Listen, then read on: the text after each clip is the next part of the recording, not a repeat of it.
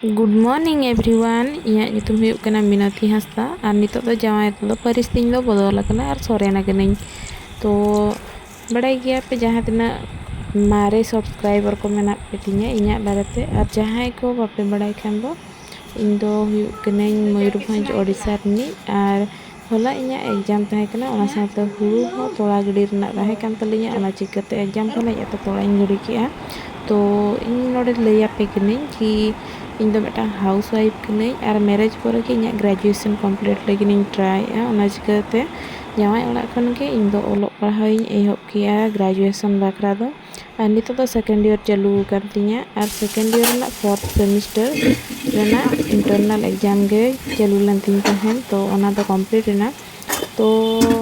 ᱵᱟᱰᱟᱭ ᱜᱮᱭᱟ ᱯᱮ ᱢᱮᱨᱮᱡᱽ ᱯᱚᱨᱮ ᱫᱚ ᱯᱟᱲᱦᱟᱣ ᱠᱚᱱᱴᱤᱱᱤᱭᱩ ᱫᱚᱦᱚ ᱫᱚ ᱠᱟᱹᱡ ᱢᱩᱥᱠᱤल ᱜᱮᱭᱟ ᱪᱮᱫᱟᱜ ᱥᱮ ᱚᱲᱟᱜ ᱨᱮᱱᱟᱜ ᱫᱟᱭᱤᱛᱛᱚ ᱥᱟᱶᱛᱮ ᱟᱢ ᱱᱤᱡᱮᱨ ᱞᱟᱹᱜᱤᱫ ᱴᱟइम उड़ूक दो मुश्किल गया और ओना चिका जहाँ तिनाग गे टाइम बन जामेगा बीच बीच रे ओना करे खन गे अब लगिन टाइम बन उड़ूगेआ बन तो नितो जोतना कमी को चाबा बड़ा हाते इन दो नाश्ता कोगे उतु कोगिन बनाव गोद कना। तो बड़ा ये वॉइस रे थोड़ा कई दिक्कत पे बुझे चेदा से लेट नाइट नोआ दो वॉइस ओवर इन और हर को अल्लाह को डिस्टर्ब मा ओना चिका अड़ी बाय बाय रोड़ाते वॉइस ओवर इन। तो जहाँ को इन सला पे रिलेट दाड़े कना जहाँ तना हाउस वाइफ को मेना पे उनको तो ठीक पे बुझाव दाड़े कना इña कथा और एटा को तो बुझाव दाड़े कना से बइन लई दाड़े मेनखान हाउस वाइफ को जहाँ तना मेना को उनको तो ठीक को ठिका दाड़े कना चेदा से थोड़ा बहुत जहाँ तना के हाउस वाइफ मेना लिया झोतो हड़ा के लाइफ के समान के ओकया दो कटी ढेर प्रॉब्लम तहना लाइफ रे ओकया दो कटी कम धरा मेनखान प्रॉब्लम दो प्राय हाउस वाइफ के समान गया। तो दिनों बेला इन अड़ी जुरिन भाभी गया कि पढ़ाई इन कंटिन्यू इतिया पढ़ाओ लगिन टाइम इन उडुगा मेनखान ओंका के चेद कोचंग खुचुर मुचुर उडुगा टाइम बइन कंप्लीट दाड़ेया बइन कंटिन्यू दाड़ेया पढ़ाओ और इña कमी को बइन चाबा दाड़ेया और बड़ाई गया पे अब हाउस वाइफ दो ओंका दो ना फिक्स तो बांग ताहेना शेड्यूल दो कि नोआ नोआ कमी लेखन के कमी चाबाइन तिया किन चोंग ओका कमी चोंग हेज आबन गया और हाउस वाइफ कना बन जेहेतु माना बाबा दाड़ेया गया। तो ओना खातिर टाइम टेबल उड़ूक दो मुश्किल गया। तो दिनों सारा रे 2 मिनट 3 मिनट 4 मिनट जहाँ तनी को फंका ᱧᱟᱢᱚᱜᱼᱟ इन टाइम हो निजर लगिन उड़ूक लगती केना और इन दो इनके गिन उड़ूगा। तो नितो रिसेंटली ना कॉम्पिटिटिव एग्जाम को लगिन तैयारी हुई कना मेनखान नितो दो इña तैयारी रेना लेवल दो जीरो के भाभी काते नितो भाभी ओंका चेद हो माने कॉन्सेप्ट को ओरिंग क्लियरा और उनका ध्यान आते ओरिंग पढ़ा तो भाभी की निया परे खन दो पूरा सीरियस दिया ते पढ़ाओ हुआ और एसएसटी सेवक सेविका हो अप्लाई तहनी जहाँ को पे मांग मारे सब्सक्राइबर कान तिया पे बड़ाय पे कि सिटी हुई करा का ओना चिकते एसएसडी सेवक सेविका अप्लाई का मेनखान नितो और 13 दिन के समय मेना और इना भितरे प्रिपरेशन बइन दाड़ेया कना। तो प्रिलिम रे चेद जुदी प्रिलिम रे बेस हुयन खान दो मेंस लगिन दो ना तैयारी हुआ मेनखान निया पर ना जहाँ तना एग्जाम को हुआ ओना रे दो अब 100% बन एमाबन मेनखान सेवक सेविका रे दो बइन लई दाड़ेया चेदा से मॉक टेस्ट तेहेन एम वीडियो तिन नेल किया और माने खूब कम गे ठिकुक कान तिया आंसर। तो ओना हिसाब ते इन बड़ाय दाड़ेया कना कि इña लेवल ओकारे मेना और नोआइन क्लियर दाड़ेया से बांगा मेनते। तो नेल हुआ अब नॉलेज हिसाब ते चेद लका क्वेश्चन को पड़ा कना ओना हिसाब ते दाड़ेया कना बन से ना बांगा। तो ट्राई रे तो चेद हो माने खराब कथा दो बांग कना ट्राई गे दरकार कना झोतो जिनिस के और जहाँ तना संभव निजरा नॉलेज को यूटिलाइज आते हुए तो हुई दाड़ेया गानोआ। तो माने नोआ बतर ते जुदी आबो बन बगिया बन प्रचेष्टा चेष्टा कि हर चेद को मेना को मिद जिखा एमरे बइन क्वालिफाई दाड़ेया कना हर दो झोतना को मेन गया को और मेन हचोनिक को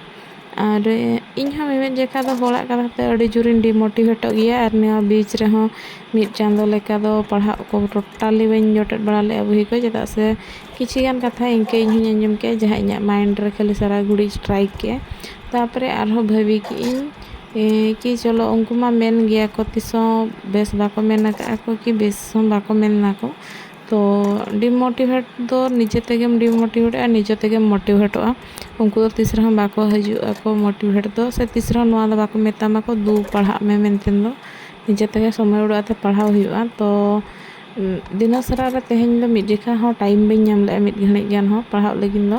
तीन रे दुकान को हजु कन खान तीन रे चेक कमी को पढ़ाइन केना आर बीटी हो मेनाया से उनी हो मिड जेखा दो उड़बी केनाय तो उनी हो मिड जेखा दो उनी साला टाइम स्पेंड हुयु कना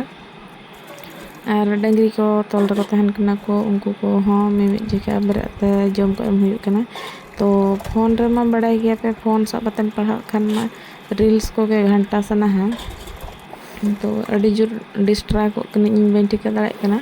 मांग लका चेक लकाते इन उनका माइंड थिंकिंग इयरिंग दोहया कि पढ़ा लगिन के इंटरेस्ट हेजिया तो तिना गान मेना पर्सनल रीजन जहाँ खातिर कि इन डिस्ट्रैक्ट कनी माइंड को डिस्टर्ब न्यो कान तिना और ट्राई इन ओना को चाबा हाते के इन पढ़ा रे ध्यान एम्मा इना एम्स इना गोल चितान रे ध्यान एम्मा मेनखान किसी जिनिस नौका तहना जहाँ कि आम चाहा रे हम ओंडे खोदा उना लगन उड़ुक बाय संभवा तो चेक हो बांग कना और तेहेñ खोदा दूसरा इना शेड्यूलिंग ठीक रुआड़ एनहा और निया पर दो कंटिन्यू के भाबी स्टडी ब्लॉग इन अगुया इना खान दो निया चेक हुआ कि माने इना डेली रूटीन डेली शेड्यूल देखा साथे तीना घणी पढ़ा कना ओना हई देखावा तो यूट्यूब प्रति इना मेटांग भिने के दुलड़ मेना चेदा से ओना माध्यम तेगे अडिगान हरा दुलड़िन ᱧᱟᱢ aka अडिगान हरा सपोर्टिन ᱧᱟᱢ aka तो इना लाइफ रे अडिगान पॉजिटिविटी हेज केना और ओना अडिगान हेल्प कदिया निजर पर्सनल ग्रोथ लगिनते और बड़ाई गया पे यूट्यूब को हजु कान पैसा तेगे इना पढ़ाव कंटिन्यू चालू का तो ओना खातिर यूट्यूब हो बांग बगी सनें केना और जुदी नितोगा ग्रेजुएशन पढ़ाव यूट्यूब माध्यम तेगे हुयु कान तिया इना खान दो भाभी इन कॉम्पिटिटिव एग्जाम रना तैयारी हो आपे सला इन शेयर इना खान दो वीडियो डेली अपलोड साथे इना तैयारी हो ठीक गे तहेना और निना में बड़ाई गया एटा लका उना स्पीड ते दो इन दो बन ग्रो अप दाड़िया मन चेदा से हाउस वाइफ कने तो अडियान दायित्व सलाते पढ़ाव हुयु खान दो स्ट्रेस लेवल हो उना गे तहेना हाउस वाइफ दो जहाना जिनिस उना लगन बाम रिसीव दाड़िया जहां लका उना सदाय तहे कना कि जहान जिनिस बुझो लगिन चेष्टा कना मिद घणी रेगा जहां तन के पढ़ा एम दुआ हाउस वाइफ दो स्ट्रेस इदियाते के पढ़ा एम दुआ तो उना माइंड रे बाय बोलोना माने तो नवा पे नेल दाड़े नवा दो हुड़ू कना सितुंग हुड़ू बई ओटांग कना के ओटांग चबाय लगिन आर नवा जपुद हो हेकना और बड़ा गया पे सारा घड़ी दिना सराኝ भाबी तहन तीन टाइम ᱧᱟᱢ के पढ़ा ᱧᱚᱜᱼᱟ और तेहेñ खोला गया नवा दो हा इन स्टार्ट बोल के तिया शेड्यूल आशा इन आपे को सपोर्ट पे मanya पॉजिटिविटी इना लाइफ रे पे अगुया पे पॉजिटिव कमेंट को एमाते और आपे को इनरिन फैमिली कना पे इना सक्सेस जुदी ᱧᱟᱢ किया इना सक्सेस जर्नी रे दो आपे हो शामिल मेना पेया चेदा से मेटांग पॉजिटिविटी जुदी मिड हरा लाइफ रे कमेंट हुई चनी जहाना कॉम्प्लीमेंट हुई चनी माने एमाते जुदी अगु दाड़े से उनी अडी जोर मोटिवेट या मांग सन लहा लगिन तो नितो दो निदा 11टा हुयु कना और नितो पढ़ाव माने भाबिले इन से दिनोसरा रे कि मिड घणी दिन पढ़ा मेनतेन ओना चिकन नितो पढ़ाई कंप्लीट अमेनकन सरी लय लेखान दो पढ़ाव दो निदा बड़ा पढ़ाव दो उना इफेक्टिव बांगा चेदा से दिनोसराम कमी के तो लांगा लांगा बुझेआ तो इना हिसाब ते दो सेतारे बेरेत तरा पढ़ाव गे भागिया मेनखान नेल हुयु इन चेक लकान हा इन कंटिन्यू ताबना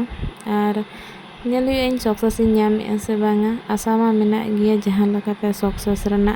डहार रे लहा रना मेना और निजे हो निजर जांगा ते तिंगु केटेज रना मेना तो चलो इना नवा जर्नी रे आपे हो शामिलो पे तो अडिगान कैटेगरी रना वीडियो इन अगु का यूट्यूब रे मेनखान नितो दुñ भाबी कि स्टडी रिलेटेड गिन अगुया इना खान दो चेक चिका से इन हो माने आर टेंशन बांग हता हुइया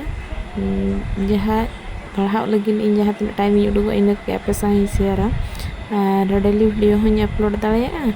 और समय हो के बंचा तिया तो चलो ᱟᱨ ᱵᱟᱲᱟᱭ ᱜᱤᱭᱟᱹᱧ ᱦᱟᱸᱜ ᱧᱮᱞ ᱫᱚ ᱱᱟᱦᱟᱜ ᱵᱟᱯᱮ ᱧᱮᱞᱟ, ᱪᱮᱫᱟᱜ ᱥᱮ ᱥᱴᱳᱨᱤ ᱵᱞᱚᱜ ᱠᱚᱫᱚ ᱟᱹᱰᱤ ᱵᱳᱨᱤᱝ ᱜᱮ ᱵᱩᱡᱷᱟᱹᱜᱼᱟ, ᱠᱷᱟᱨᱟᱯ ᱜᱮ ᱵᱩᱡᱷᱟᱹᱜᱼᱟ᱾ ᱟᱵᱚ ᱢᱟ ᱡᱷᱚᱛᱚ ᱦᱚᱲ ᱜᱮ ᱤᱱᱴᱟᱨᱴᱮᱱᱢᱮᱱᱴ ᱵᱚᱱ ᱠᱷᱚᱡᱚᱜ ᱜᱮᱭᱟ ᱵᱚᱱ, ᱟᱨ ᱵᱷᱟᱭᱨᱟᱞ ᱴᱚᱯᱤᱠ ᱠᱚ ᱪᱮᱛᱟᱱ ᱨᱮᱱᱟᱜ ᱜᱮ ᱠᱚᱱᱴᱨᱳᱵᱷᱟᱨᱥᱤ ᱠᱚ ᱟᱸᱡᱚᱢ ᱜᱮ ᱵᱮᱥ ᱵᱚᱱ ᱵᱩᱡᱷᱟᱹᱣ ᱟᱵᱚᱱ᱾ ᱛᱚ ᱛᱮᱦᱮᱧ ᱠᱷᱚᱱᱟᱜ ᱫᱚ ᱱᱟᱦᱟᱜ ᱯᱟᱞᱮᱱ ᱤᱧ ᱫᱚ ᱚᱱᱟ ᱠᱚᱫᱚ ᱵᱟᱹᱧ ᱫᱟᱲᱮᱭᱟᱜᱼᱟ, ᱪᱮᱫᱟᱜ ᱥᱮ ᱱᱤᱡᱮᱨ ᱪᱮᱛᱟᱱ ᱱᱤᱛᱚᱜ ᱫᱚ ᱯᱷᱳᱠᱟᱥ ᱮᱢ ᱨᱮᱱᱟᱜ ᱴᱟᱭᱤᱢ ᱦᱮᱡ ᱮᱱᱟ᱾ ᱛᱮᱦᱮᱧᱟᱜ ᱢᱚᱠ ᱴᱮᱥᱴ ᱟᱹᱰᱤ ᱡᱳᱨ ᱜᱮ ᱢᱟᱱᱮ ᱢᱚᱱᱮ ᱨᱟᱹᱯᱩᱫ ᱠᱮᱫ ᱛᱤᱧᱟᱹᱭ ᱠᱤ ᱤᱧᱟᱹᱜ ᱞᱮᱵᱮᱞ ᱚᱠᱟᱨᱮ ᱢᱮᱱᱟᱜᱼᱟ ᱚᱱᱟ ᱵᱟᱲᱟᱭ ᱦᱚᱪᱚ ᱠᱟᱹᱫᱤᱧᱟᱭ᱾ ᱛᱚ ᱪᱚᱞᱚ ᱪᱮᱫ ᱦᱚᱸ ᱵᱟᱝ ᱠᱟᱱᱟ, ᱪᱮᱥᱴᱟ ᱜᱮ ᱢᱟᱨᱟᱝ ᱡᱤᱱᱤᱥ ᱠᱟᱱᱟ, ᱛᱚ ᱪᱮᱥᱴᱟ ᱡᱟᱹᱨᱩᱲ ᱫᱚᱨᱠᱟর ᱠᱟᱱᱟ᱾ ᱟᱨ ᱪᱮᱥᱴᱟ ᱞᱮᱠᱷᱟᱱ ᱫᱚ ᱱᱟᱦᱟᱜ ᱢᱤᱫ ᱫᱤᱱ ᱦᱤᱞᱳᱜ ᱢᱚᱠ ᱴᱮᱥᱴ ᱨᱮ ᱦᱚᱸ ᱤᱧ ᱡᱟᱦᱟᱸ ᱛᱤᱱᱟᱹᱜ ᱞᱮᱵᱮᱞ ᱨᱮ ᱥᱮᱴᱮᱨ ᱥᱟᱱᱟᱧ ᱠᱟᱱᱟ ᱤᱱᱟᱹᱜ ᱯᱟᱞᱮᱱᱤᱧ ᱠᱚᱨᱟᱣ ᱫᱟᱲᱮᱭᱟᱜᱼᱟ, ᱤᱱᱟᱹᱜ ᱴᱤ ᱠᱚᱥᱪᱮᱱ ᱤᱧ ᱮᱴᱮᱱᱰ ᱫᱟᱲᱮᱭᱟᱜᱼᱟ ᱠᱚᱨᱮᱠᱴᱟᱛᱮ, ᱢᱤᱫᱴᱟᱝ ᱜᱟᱱ ᱵᱟᱹᱧ ᱜᱟᱞᱟᱛᱟ᱾ ᱡᱟᱦᱟᱸ ᱛᱤᱱᱟᱹᱜ ᱤᱧ ᱮᱴᱮᱱᱰᱟ ᱨᱟᱭᱴᱤᱝ ᱮᱴᱮᱱᱰᱟ ᱚᱱᱠᱟ ᱱᱟᱦᱟᱜ ᱠᱚᱱᱯᱷᱤᱰᱮᱱᱥ ᱟᱹᱜᱩ ᱨᱮᱱᱟᱜ ᱢᱮᱱᱟᱜᱼᱟ᱾ ᱛᱚ ᱛᱮᱦᱮᱧ ᱠᱷᱚᱱᱟᱜ ᱵᱚᱱ ᱥᱴᱟᱨᱴ ᱠᱮᱜᱼᱟ ᱵᱚᱱ᱾